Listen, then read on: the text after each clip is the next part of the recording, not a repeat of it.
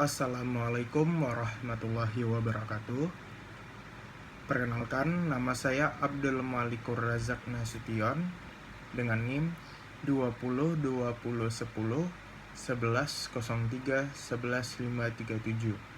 dari kelas A. Dan rekan kerja kelompok saya pada kali ini adalah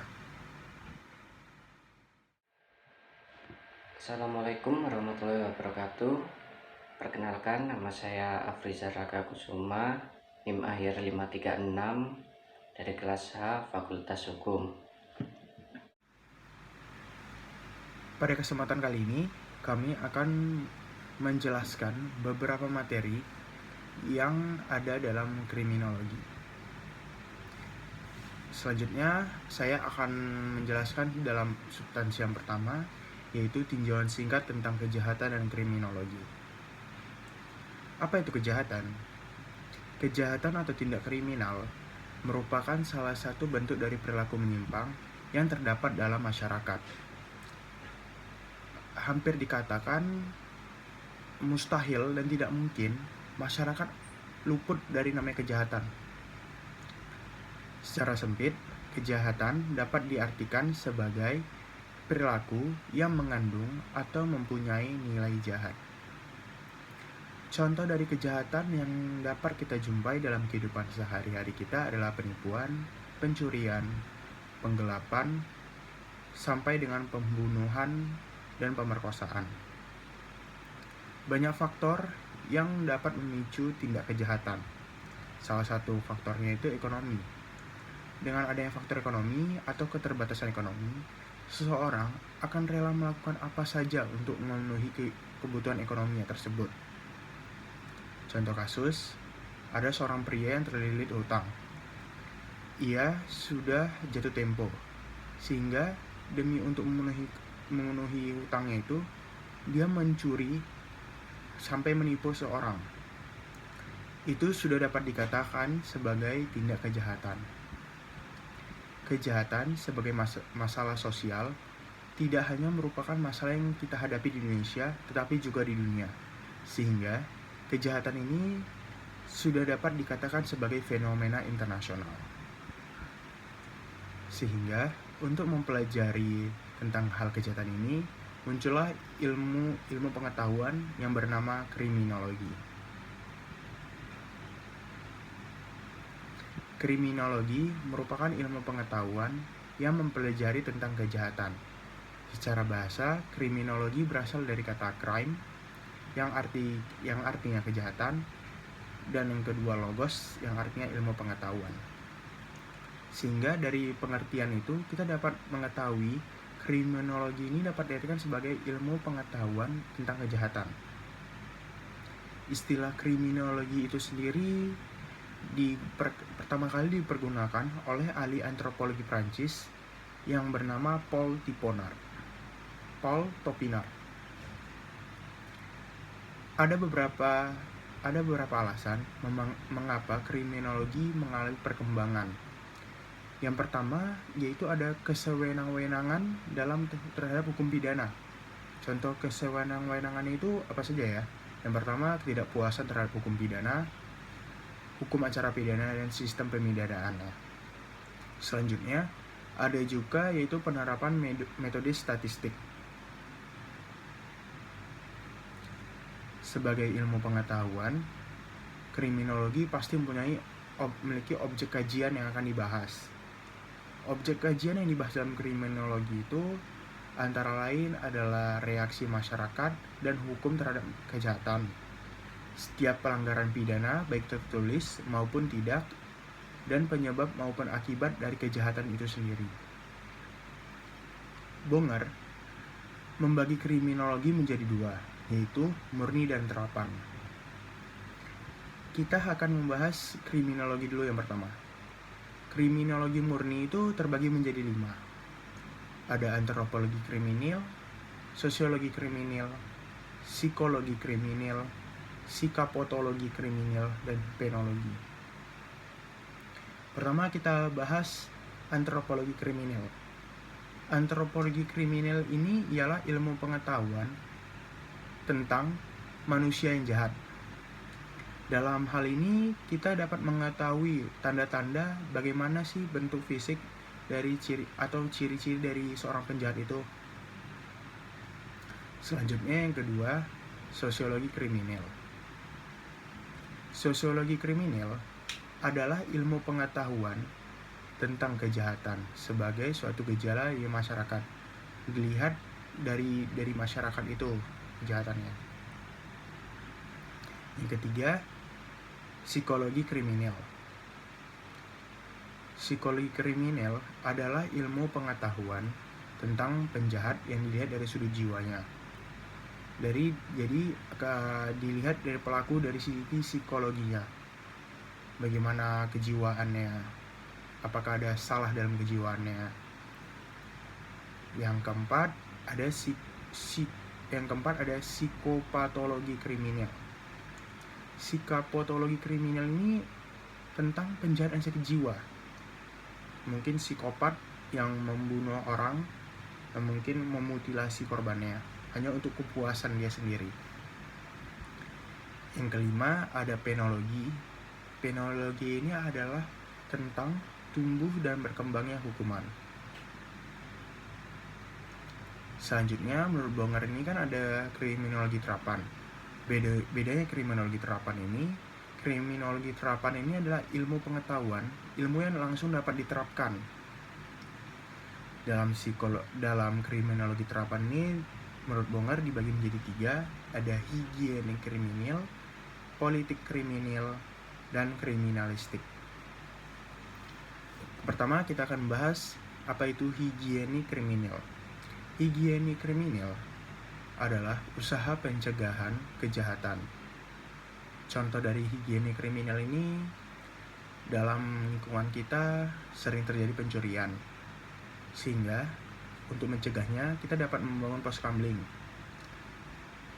Dengan ada pos kamling, pasti orang yang akan mencuri akan berpikir 2 kali untuk mencuri di daerah kita. Selain itu, kita juga dapat membangun atau membuat CCTV, sehingga orang akan was-was, akan juga berpikir 2 kali untuk mencuri. Yang kedua, ada politik kriminal. Politik kriminal ini usaha penanggulangan kejahatan. Usaha penanggulangan kejahatan ini banyak sih. Kita dapat melalui penanaman norma-norma sehingga kita dapat menjauhi dari tindak kejahatan. Selain itu, contoh dari politik kriminal ini sendiri itu hukum pidana. Kenapa hukum pidana? Dengan adanya hukum pidana, kita dapat membuat jerah para pelaku yang telah melakukan kejahatan. Karena hukum pidana ini bersifat menyengsarakan pelakunya, sehingga dia bukan kecil, dia tidak akan mengulangi kejahatannya tersebut. Yang ketiga ada kriminalistik. Kriminalistik ini tentang penyelidikan teknik kejahatan, pengusahaan kejahatan. Jadi kriminalistik ini dengan ada kriminalistik kita dapat mengetahui mengapa orang itu berbuat tindak kejahatan. Kenapa sih dia membuat kejahatan?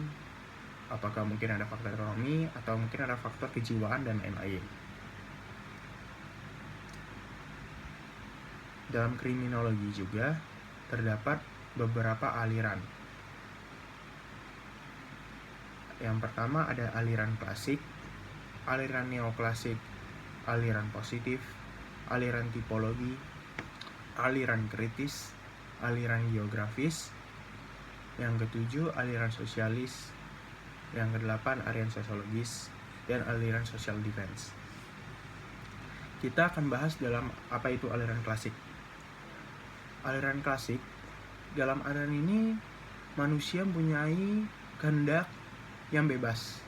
Kehendak ini bisa atau disebut dengan free will. Dalam aliran ini juga kejahatan merupakan pilihan yang bebas dalam setiap individu manusia. Dikenal juga dalam aliran ini yaitu filsafat hedonistis. Dalam aliran ini kejahatan merupakan pelanggaran perjanjian sosial. Yang kedua, aliran neoklasik. Aliran neoklasik ini, beda dalam aliran ini memperhatikan aspek pentologis atau fisik pelaku. Mungkin apakah pelaku yang melakukan kejahatan ini apakah sudah cukup umur atau tidak. Yang ketiga, aliran positif. Manusia ditentukan berdasarkan faktor-faktor di luarnya.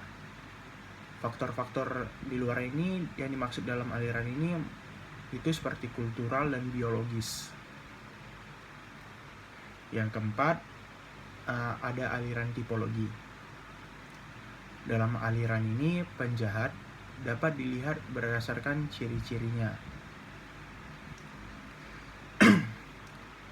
Yang keenam, aliran geografis. Dalam aliran ini membahas penyebaran kejahatan di tempat tertentu dilihat dari sisi geografis. Sehingga dari namanya kita mengetahui aliran geografis, yaitu dilihat dari bentuk tempat kejahatannya itu. Yang ketujuh, aliran sosialis. Dalam aliran ini terdapat persamaan dengan aliran klasik, yaitu sama-sama untuk mencapai kemakmuran. Tetapi ada beberapa perbedaan. Bedanya dalam aliran klasik ini mengejar keuntungan individu, sedangkan aliran sosialis untuk mencapai kemakmuran masyarakat. Kemakmuran masyarakat ini dapat diartikan kemakmuran bersama. Yang kedelapan, aliran sosiologis. Dalam aliran ini, kejahatan merupakan hasil dari unsur yang terdapat dalam individu, masyarakat, dan keadaan fisik. Selanjutnya, saya akan menjelaskan apa itu aliran social defense. Aliran social defense ini timbul atau berkembang karena adanya revolusi di kalangan penganut aliran positif. Pengertian aliran social defense ini berbeda dengan apa yang dimaksud oleh tokoh aliran positif, yaitu Ferry. Perbedaannya antara lain, yang pertama, social defense menolak tipologi karena bersifat kaku tentang penjahat yang menitik beratkannya kepada kepribadiannya. Yang kedua, social defense juga meyakinkan sepenuhnya kepada nilai-nilai moral. Yang ketiga, aliran ini juga menghargai sepenuhnya kewajiban-kewajiban masyarakat terhadap penjahat. Berikut itu adalah pengertian dari aliran social defense. Sekian penjelasan tentang substansi yang pertama, yaitu tinjauan singkatan kejahatan dan kriminologi. Untuk substansi yang kedua akan dijelaskan oleh rekan saya. Di sini saya akan menjelaskan tentang mazhab positif dan mazhab lingkungan. Yang pertama, saya akan menjelaskan mazhab positif terlebih dahulu. Mendasarkan pada adanya penerapan metode demonstris dan ilmiah, itu terdapat dalam mazhab positif. Jadi, mazhab positif itu mendasarkan pada suatu teori kriminologi tentang studi yang membahas tentang kejahatan.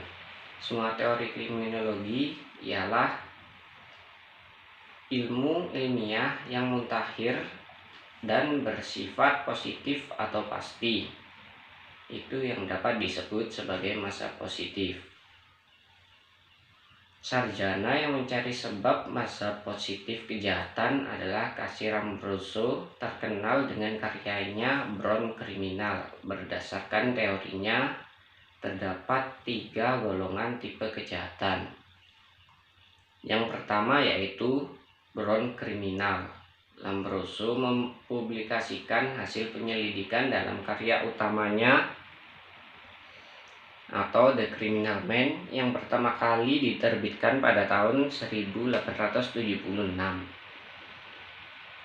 Banyak ilustrasi yang menggambarkan karya penelitiannya, ciri-ciri tubuh dan bentuk tengkorak. Itu yang didasarkan pada penelitiannya. Dikaitkan dengan jenis penjahat dan kejahatan tertentu.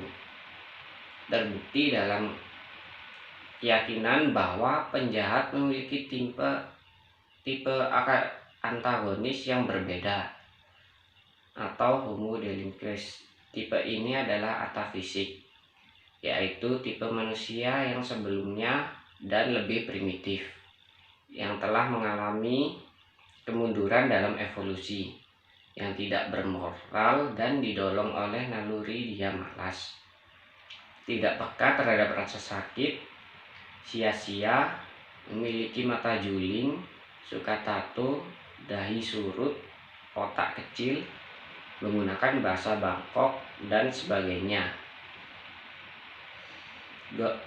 Tipe golongan yang kedua yaitu insane kriminal, yaitu orang-orang yang tergolong dalam kelompok idiot, imbesilis, atau paranoid. Yang ketiga yaitu kriminaloid, adalah pelaku kejahatan yang berdasarkan pada pengalaman yang terus-menerus.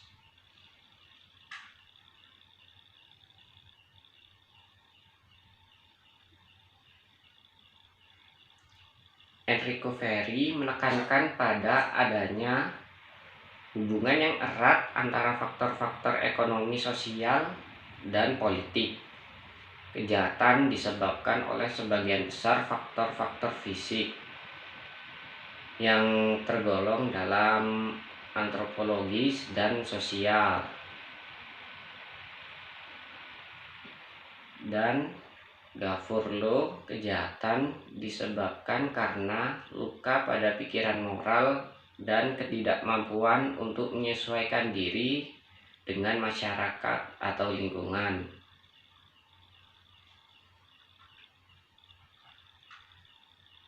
Sekarang saya akan membahas materi tentang mazhab lingkungan. Mazhab lingkungan bila ditetapkan pada perkataan tiap-tiap, maka suatu kejahatan tertentu adalah hasil dari dua unsur dari dua perkataan tadi. Dan rumus tersebut berlaku untuk semua perbuatan manusia, jahat maupun baik. Pada dasarnya manusia itu tidak ada yang sama dalam hal apa saja. Semua mulai mengupas bagaimana pengertian rumus tersebut untuk ilmu kriminologi. Maka perlu diterangkan lebih dulu unsur individunya. Pada suatu perbuatan yang dilakukan, maka diambil dari unsurnya sendiri-sendiri atau unsur individunya. Yang pertama, keadaan lingkungan individu dari lahir sampai saat dia melakukan perbuatan. Yang kedua, bakat yang terdapat dalam individu. Sebagai contoh, dua orang yang betul-betul hidup dalam keadaan yang sama dan mempunyai kesempatan yang lain untuk melakukan kejahatan, dan dua-duanya sama sekali tidak terhalang menurut rasa budi pekertinya pada saat harus berbuat suatu yang bertindak, sedangkan yang lain takut dan tidak bertindak. Jadi, apakah dapat dikatakan bahwa keberanian adalah suatu unsur kejahatan dan kekuatan? Dan sebaliknya, yang satu demikian cerdiknya dapat mengetahui kemungkinan yang terjadi lalu tidak berbuat, dan satu lalu berniat. Apakah juga dapat dikatakan bahwa kecerdikan itu adalah unsur kebaikan dan kebodohan? unsur kebaikan dan kebodohan itu apakah dapat dimaksudkan dalam unsur kejahatan? Kedua hal ini sering terdapat di tengah-tengah masyarakat, dan demikian dapatlah dikatakan bahwa semua sifat dan mendorong manusia untuk berbuat jahat ataupun mencegahnya tentu saja seperti lebih baik untuk berbuat jahat daripada seorang melakukan kebaikan. Seperti orang yang kuat dan berani lebih berbakat untuk melakukan kejahatan dan kekerasan daripada orang yang lemah dan takut. Walaupun akhirnya pada tiap-tiap bakat dapat diciptakan macam kejahatan yang sesuai. Seorang atlet tinju lebih sesuai untuk memukul orang. Seorang yang pandai berbicara lebih bakat untuk menipu. Namun semua aktivitas yang memerlukan kekuatan badan, kemahiran berbicara, keberanian, kecepatan bergerak, ketakasan, dan sebagainya tidak dapat dikatakan suatu pekerjaan yang jahat. Selama beberapa waktu, Lambrusco dengan penganut-penganutnya menyatakan bahwa penjahat adalah seorang penderita penyakit epilepsi. Winker dalam pernyataannya lebih berhati-hati daripada Lambrusco dan tidak menyebutkan adanya tipe penjahat, tetapi menyatakan bahwa dengan tidak inisiatif hakim memilih orang-orang yang lainnya dan tulang lehernya dikategorikan sebagai penjahat. Bahwa ajaran di sini menemukan bahwa ajaran Lambrusco pada umumnya tidak dapat hasil yang baik teorinya mengenai penjahat sejak lahir maupun tipe penjahat tidak dipertahankan.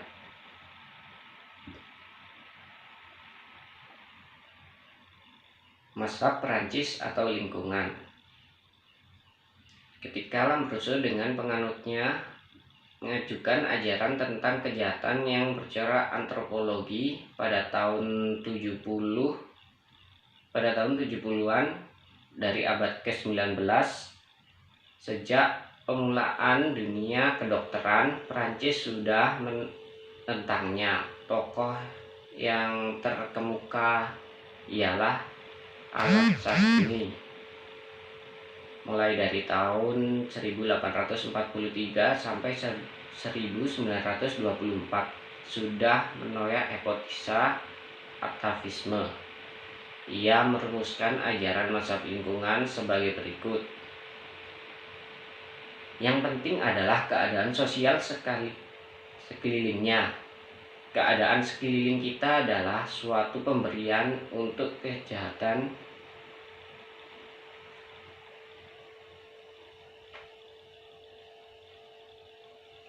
Itu yang disampaikan oleh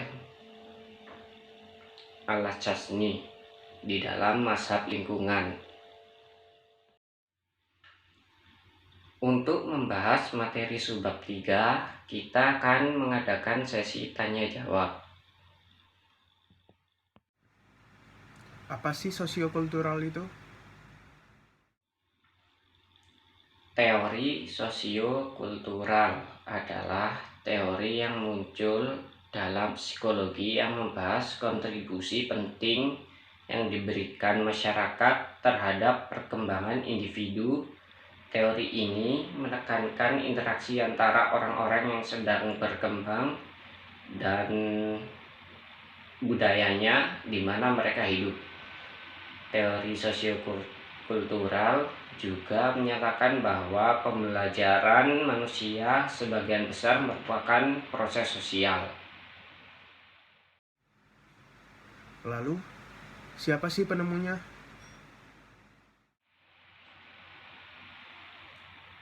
Teori sosiokultural tumbuh dari karya psikolog Mani Lewandowski yang percaya bahwa orang tua, pengasuh, teman sebaya, dan budaya pada umumnya bertanggung jawab untuk mengembangkan fungsi tingkat tinggi.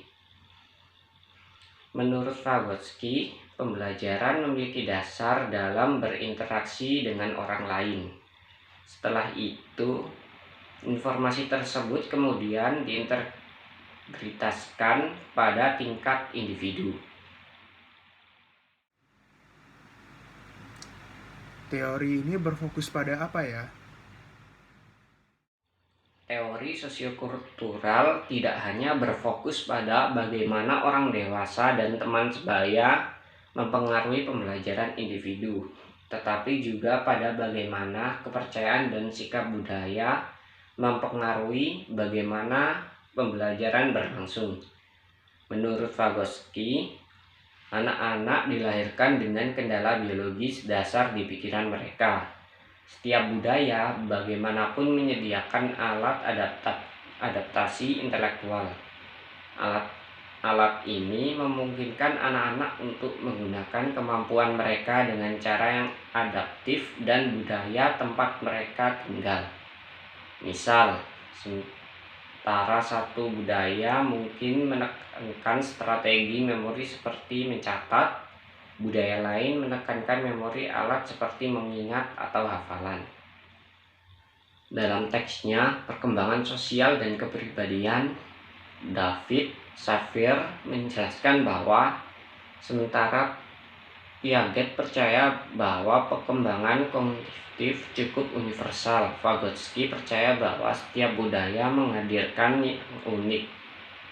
Itu suatu perbedaan. Jadi budaya menghadirkan perbedaan yang unik karena budaya dapat bervariasi. Teori sosiokultural Vygotsky menunjukkan bahwa jalan dan isi perkembangan intelektual tidak universal. Apakah ada konsep pada teori tersebut? Konsep penting dalam teori sosiokultural dikenal sebagai zona perkembangan proksimal. Menurut Vygotsky, ada jarak antara tingkat perkembangan aktual sebagai ditentukan oleh pencegahan masalah independen dan tingkat perkembangan potensial sebagaimana ditentukan melalui pemecahan masalah. Bagian pertanyaan. Apa sih sosiokriminal itu? Sosiokriminal itu adalah ajaran adanya tentang tipe-tipe penjahat dan bukan penjahat, dikemukakan oleh Lombroso, namun mendapat pertentangan keras oleh para pengikut mazhab lingkungan.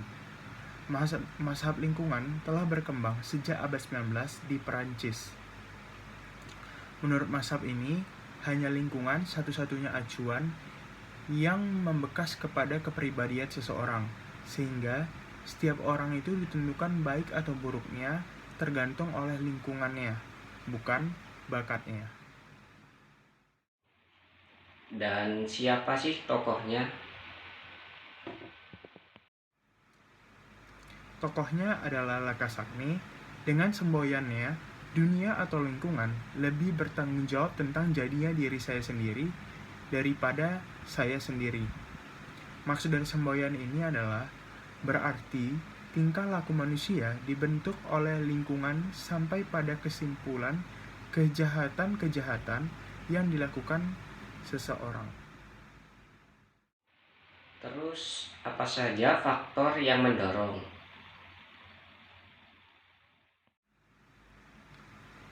Faktor-faktor lingkungan juga dominan untuk mendorong timbulnya kejahatan. Yang pertama, contohnya itu ada lingkungan sosial yang buruk atau sosiopat. Contoh dari sosiopat ini sendiri, contohnya masalah keluarga, pergaulan tidak sehat, hingga keluarga yang berantakan. Di daerah kita, faktor yang lebih dominan yang sering kita jumpai itu ialah anak terlantar dan gelandangan. Anak dan terlantar dan gelandangan akan membuat terbukanya kesempatan berbuat tidak senonoh dalam masyarakat. Yang kedua, adanya tekanan ekonomi. Kita tahu, ekonomi merupakan hal yang sangat penting bagi kehidupan kita.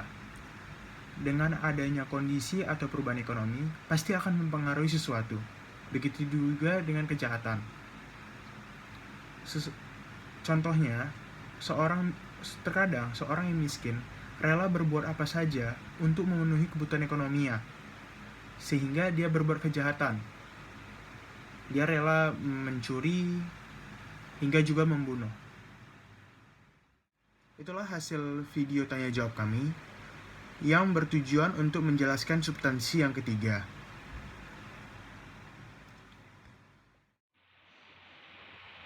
Baiklah, sekian video presentasi dari kelompok kami. Apabila ada kurangnya, saya mohon maaf. Wassalamualaikum warahmatullahi wabarakatuh.